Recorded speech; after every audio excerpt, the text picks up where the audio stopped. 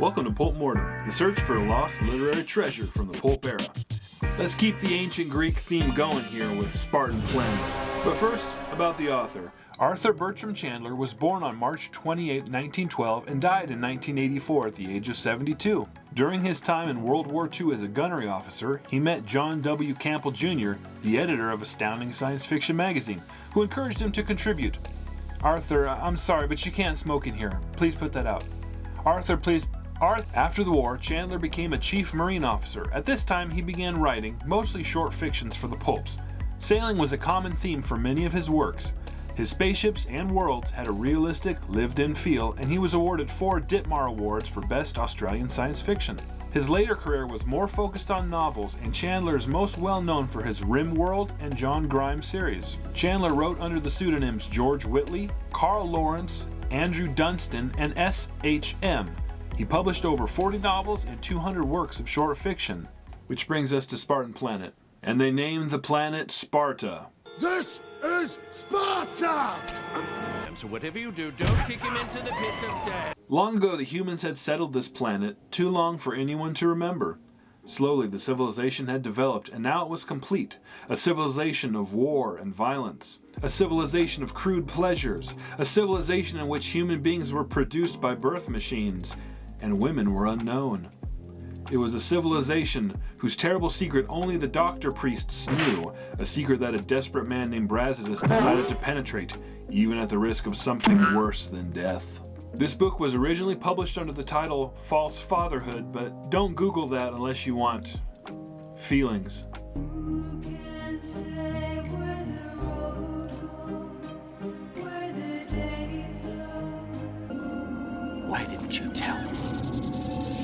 It was printed in 1968 in both New Zealand and Australia, and that same year Fantastic Magazine picked it up and printed it in 2 parts. A year later, Dell Publishing printed this out in the States under the new title Spartan Planet. It is 156 pages and would have cost you 50 cents. The original cover artist is unknown, but this Dell cover is by the great John Berkey and features one of his signature, beautifully painted, impractical, and nonsensical spaceships.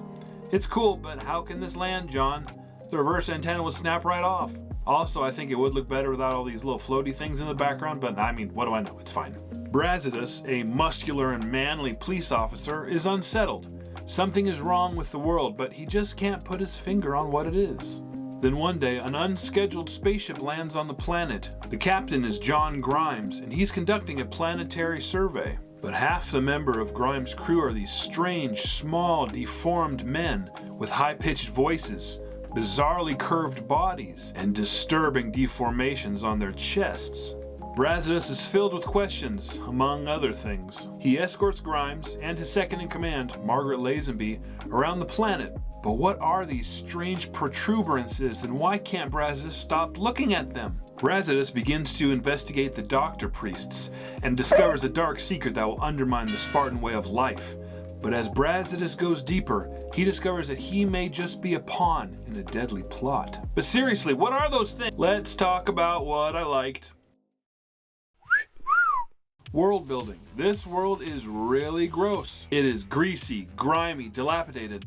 Chandler created a world here of all of man's vices unhindered. It's not a world that I like particularly, but I appreciate that that is not an easy thing to do while keeping things grounded. Poor world building makes you feel like you're just floating through scenes, observing things, but Chandler really engages all 5 senses. You feel the film of grime all over this world. Chandler's boldness, at least I think that's the right word. The story opens with 2 men post-coitus, strongly implied. Oh my God! Settle down, you based prudes. If it's not gay in prison, then it's not gay in Sparta. With the wig, you remind me of Julia.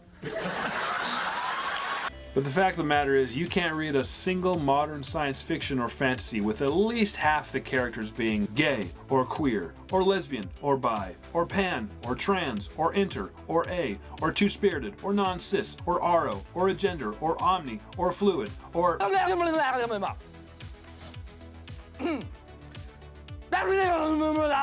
But seriously, this book came out in 1968, and page 1...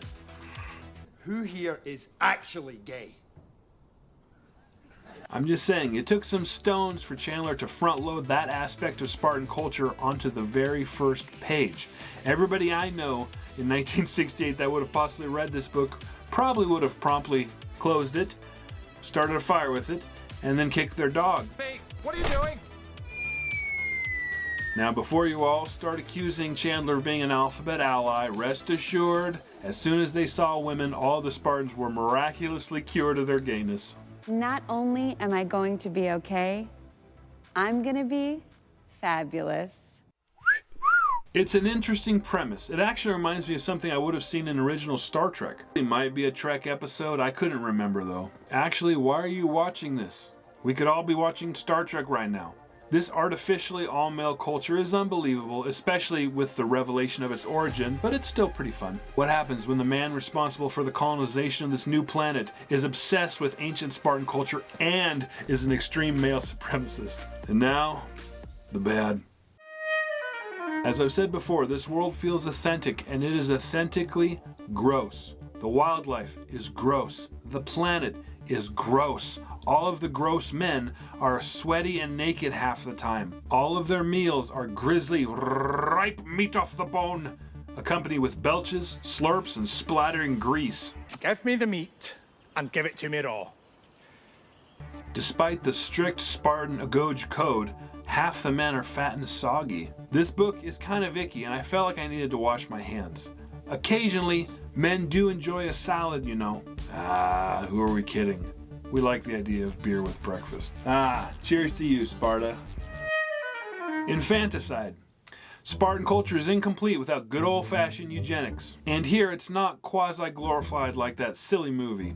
There is a particularly disturbing scene in here. I mean, I can handle a disturbing scene, but the biggest issue for me was tone. I don't think Chandler knew the tone he was going for, because you can't have witty dialogue, a comical date scene, and then a quick trip to the apathete without losing some readers.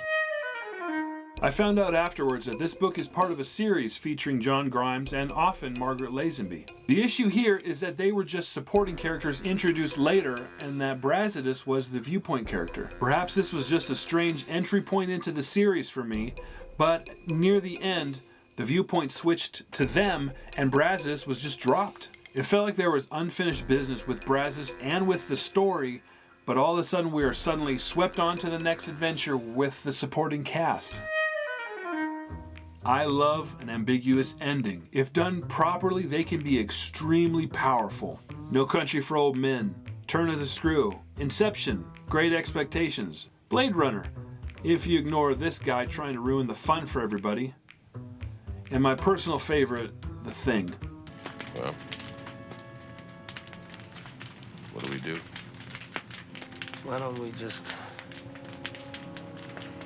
wait here for a little while? See what happens.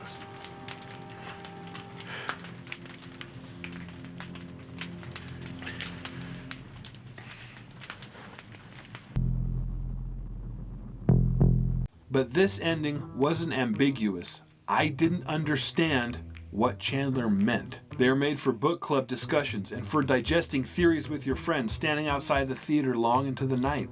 Ambiguity should breed speculation, not confusion.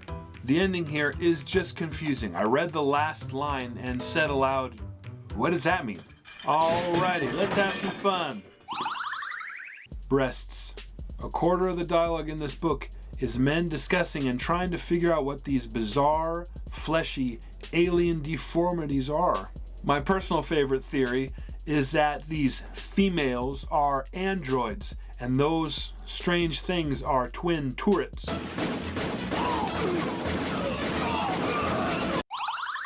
There is a belief in the writing community that men can't or shouldn't write female characters and vice versa. Despite this mode of thinking being highly problematic in 2024, shh, men and women are different. How dare you? Despite that, I 100% think men can write authentic feeling female characters and that women can write realistic male characters. By avoiding stereotypes, doing proper research, exercising empathy, and striving to understand differing viewpoints, you can 100% write a character of a different sex. but I don't know if Chandler can. For example, upon meeting Brazidis, Margaret Lazenby says to Grimes, Daddy, buy me one, and therefore clicks neatly into the pulp stereotype of hypersexual women written by undersexed men. Of course, I could be wrong, but I don't think I've ever heard a real woman talk that way. At least my wife doesn't. Brazidis is forcefully kissed by a woman during his mission, and as a result, botches it. When he reports back to his handler, he says to him, "You said so yourself, sir. These beings possess a strange, evil power. So they do, so they do. So they do, Brazidis. So they do." The date scene. Brazidis is escorting Margaret Lazenby around the countryside, but he finds himself doing strange things. I seen you checking her out, man.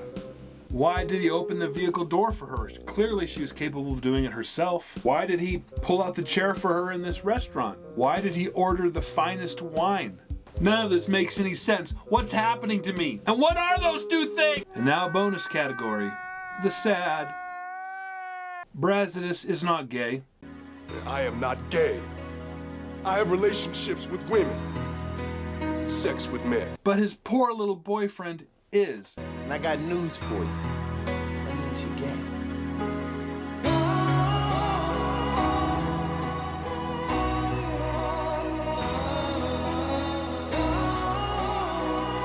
And he's the only actual gay character in the whole story. Can you imagine being the only gay man on a planet filled with sexually frustrated Spartan hunks? And then a ship filled with women lands? What am I saying? I know some of you watching, you could totally imagine that. Ha! Gay! So what's the verdict? Thrift Shop. It's fine. It's competent. I don't love it. I don't hate it.